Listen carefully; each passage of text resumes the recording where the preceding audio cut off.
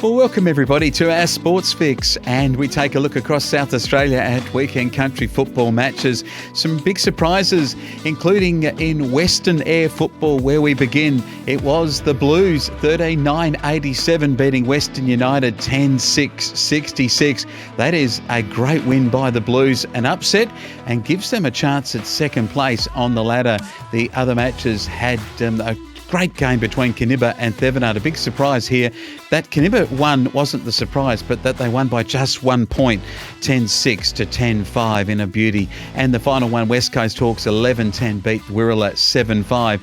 The Hawks celebrated Aidan Whitford's 300th game. Last week they celebrated Derek Freeman's 300th, so 2 weeks in a row, two veterans of that club. And in other leagues around the peninsula, it was Elliston getting thumped by United. Yalana was 23-9 to 3-8. Unfortunately there, it was Havelberg kicking 11 for United, and that just gave them just too much up forward, and Elliston couldn't get anywhere near them. In the other matches went the way of Cummins Kapini over Lock, and in the final one it was a win by Ramblers over Tumby Bay.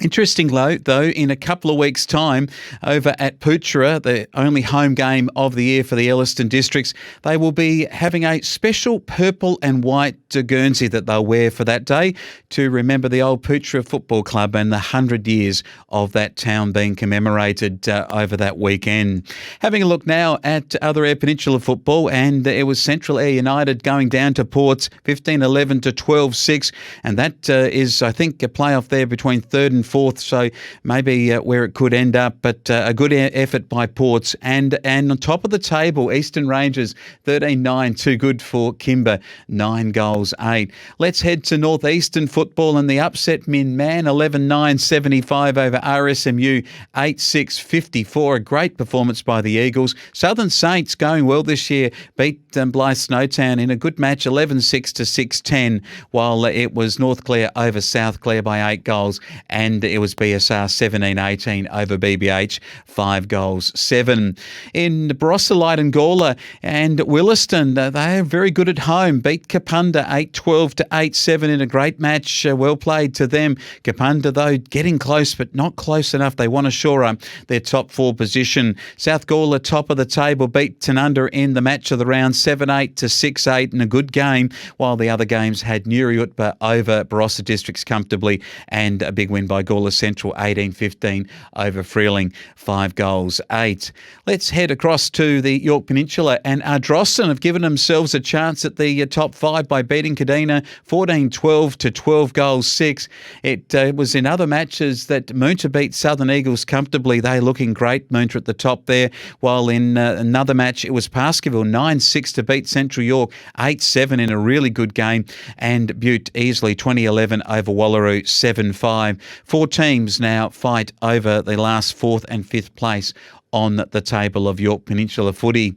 In the Riverland football, and the upset here, Berry 12-10-82 beating Loxton 11-5-71. Great performance there by Berry, and I think the wheels are starting to wobble at Loxton right now. Renmark thrashed Loxton North 24-18 to 2-7, and Wakery thrashed Barmera Monash by 20 goals 14 to 5 goals 5. That's a 99-point upset there, or not an upset, but upset if you lost it, I suppose. Over in Independent, some upsets though, was Blanchetown Swan Reach 14-16 over Wonka, 4 goals, 1.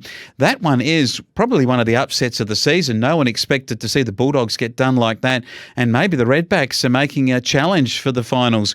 While Ramco in the top of the table clash beat Sedan Cambrai in a beauty, 5-7-37 to 4-11-35. Low scoring footy, but a great win by the Roosters. And in Mallee football, BDT over Karoonda 14-12 to 5-5. And it was Patrick Barrett who goes further ahead in the Flow FM Footballer of the Year, up to 13 votes, 3 clear of his opponents there on that. And BDT, again, too good for Karoonda. The other 2 matches had wins for the Pinaroo boys over Murrayville and Lamoureux over Peak. Meanwhile, down in the K&T, it was wins for Kingston over Border Districts by 10 goals. Mundalla Bella 7-14 over Narracourt 6-3. Padthaway had an 8-goal win over Lucendale, while it was Bordertown 15-8 over Penola 10-15. That puts Bordertown in 5th position, but a real logjam of sides trying to get 5th position there. 4 sides really could take that off of Bordertown, and it was Keith 10-13 over Kaibi Bolite 4-10. Finally, the Roe Roosters thrashed Nangwarry 30 goals 12 to 8 goals 7. It was the Jack Kelly show. He was best on ground with 5 goals. Laurie booted 5. Zach Dean booted 6 in a comprehensive win. Other winners in MSE, we had Congarong over Tantanoola in a little upset.